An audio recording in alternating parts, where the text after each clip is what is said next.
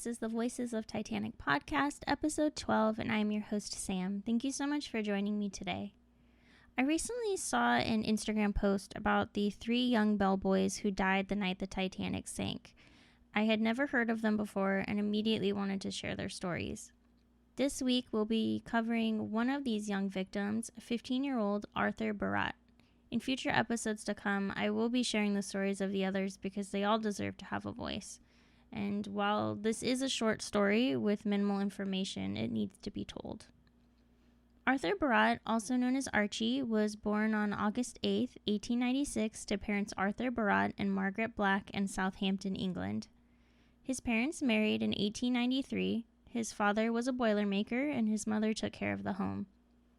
He had a sister Elizabeth, or Bessie, born in the late summer of 1895. In the 1901 census, they were all living at 34 John Street in Southampton. 10 years later, the family was residing at 164 Northumberland Road, still in Southampton. Archie now had another sister, Hilda Rose, born in 1902. Their father was missing from the document, possibly due to his work as a marine engineer, since he was still alive at the time. The census also shows that Arthur Sr.'s older brother, Alfred, who worked as a seaman, was staying with him as well. Young Archie, at only 14 years old, was working at a printing office while his older sister Elizabeth worked as a tailoress. On April 4th, 1912, Archie signed on to the RMS Titanic as a bellboy. Bellboys would help passengers with their luggage, they delivered messages, and they could perform other duties upon request.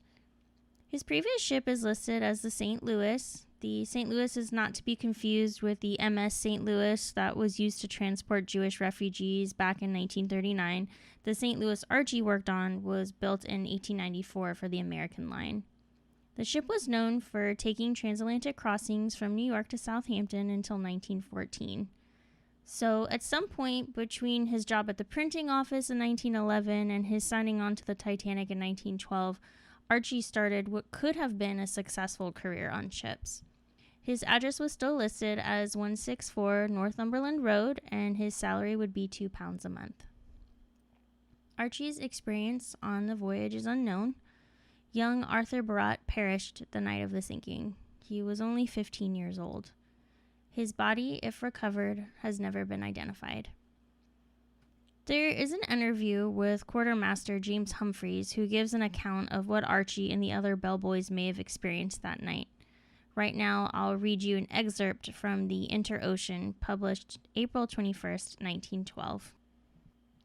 It says, "Among the many hundreds of heroic souls who went bravely and quietly to their end were 50 happy-go-lucky youngsters shipped as bellboys or messengers to serve the first cabin passengers. James Humphreys, a quartermaster who commanded lifeboat number 11, told a little story today that shows how these 50 lads met death. Humphreys said the boys were called to their regular posts in the main cabin entry and taken in charge by their captain, a steward. They were ordered to remain in the cabin and not get in the way. Throughout the first hour of confusion and terror, these lads sat quietly on their benches in various parts of the first cabin. Then, just toward the end, when the order was passed around that the ship was going down and every man was free to save himself if he kept away from the lifeboats in which the women were taken, the bellboys scattered to all parts of the ship. Humphreys said he saw numbers of them smoking cigarettes and joking with the passengers. They seemed to think that their violation of the rule against smoking while on duty was a sufficient breach of discipline. Not one of them attempted to enter a lifeboat. Not one of them was saved." I think this was a really beautiful tribute to these boys, and I know we can't say with 100% certainty that none of them attempted to enter a lifeboat, and even if they did try, that is absolutely okay, but it sounds like they, along with the rest of the crew, kept to their posts and accepted their fates so that others may have had a chance at survival. I think this article really made the boys out to be heroes, and I think it's wonderful Humphrey shared this story with the world. And maybe he felt this was something that the families might be comforted by, the idea of them laughing and joking around, not terrified or in a panic. Whatever the case, I hope it brought the families some semblance of peace, even just a fraction of it, if possible, considering the magnitude of their loss. Following his death, his family continued to pay respects to their lost son and brother in the newspapers. This started in 1912 and lasted all the way to 1982. That is absolutely gut-wrenching. The way this loss impacted the family for years, you can only imagine how devastating that must have been for them. The first posting, published May 4th, 1912 in the Hampshire Independent, reads, quote, "Dearly beloved son of Arthur and Margaret Barratt, 164 Northumberland Road, aged 15 years, end quote. The very last one, posted in the Southern Evening Echo on April 15th, 1982, says, quote, "In loving memory of my only brother, Arthur, Archie, who lost his life on the Titanic at the tender age of 15 years. To memory ever dear, Hilda," end quote.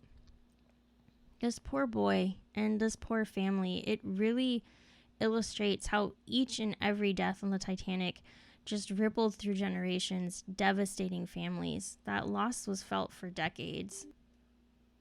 Now, the death of Archie and the other bellboys created a lot of anger among some, understandably, due to their age, but it consequently produced some really scathing articles that I was personally surprised to see in 1912. Things accusing the officers of preferential treatment for the first-class women and only caring about these wealthy ladies, and another article talking about how they prioritized saving all the dogs before they even cared to try to save the bellboys. I don't want to distract from Archie's death or his family's loss, so I'll skip reading those to you, but if you would like to read them, you can send me a DM on Instagram and I can share the articles with you. They are an interesting look at the time period and the angst felt by lower classes, but I want to keep the focus on Archie. So let's explore his family's life after his loss. In the 1921 census, Archie's parents, Arthur and Margaret, and his sisters, now 25 and 19 years old, still lived at Northumberland Road. Father Arthur actually worked for the Harland and Wolff ship repairing facility located on the Southampton docks, which I found really interesting. He was still listed as a boilermaker. Margaret remained a housewife, and Archie's sisters Elizabeth and Hilda worked as tailoresses. Elizabeth worked for what looks like Bettridge and Sons Tailors. The last time we see Arthur and Margaret is in the 1939 England and Wales Register. Arthur still worked as a boilermaker, while it says Margaret was unfortunately incapacitated. I am unsure of when Arthur died, but records show that Margaret passed away in the fall of 1939 at the age of 65. Archie's sister, Elizabeth Kate, married Lionel W.B. Churcher, a shipwright apprentice, also from Southampton, in April of 1929. In 1939, she was recorded as doing unpaid domestic duties. She appears to have died at 84 years old in October of 1979. I am unsure if they had any children. Sister Hilda Rose married Albert Dorr in July of 1924. Albert was a steward for the Cunard Line and was also born in Southampton. In 1939, like her sister, she was also stated to be performing unpaid domestic duties. Hilda passed away at 89 on June 17, 1990. She lived at Pear Tree Avenue at the time of her death, and I could not confirm if they had had any children either. I wish there was more information on the family, sadly, but there is not. I think what's really difficult for me about this story is accepting the standards of the time. Today, we see a 15-year-old as a child. He was not much older than my own kid. In 1912, this was a young man with a job. And I understand that they were crew, and with that came different expectations and protocol. But at the same time, these boys were so young, and they deserved a chance at a full and long life. Archie was from Southampton. We know this city has extensive maritime history and a dock well known far and wide across the industry of ships. If Archie had lived, I could very well see him having a successful career in that same industry. His father was a boilermaker and marine engineer. His uncle was a seaman, and both of his brother-in-laws were involved in the business as well. One was a steward and the other was a shipwright apprentice. This was their family's line of work. If it weren't for the sinking, Archie could have fulfilled his potential and made a comfortable life for himself. I fully believe that. It's really heartbreaking when we hear about young life being taken. So much is lost and never fulfilled. Archie was far too young to die. I try to focus on his family and how they honored him throughout time, never forgetting a Titanic anniversary in their local newspaper. I try to think about how his sisters were lucky enough to grow up, and hopefully they were able to share his story with others. If they had children, maybe they told them about their Uncle Archie and how he worked on the largest ship in the world at the time. A very big accomplishment for someone so young. At an even younger age, he was already making his own money at the printing office. I really hope Archie and the other bellboys are never forgotten and that we keep telling their stories, that in a way they live on through their names and experiences being shared. Let's pause and have a moment of silence for Archie Barratt.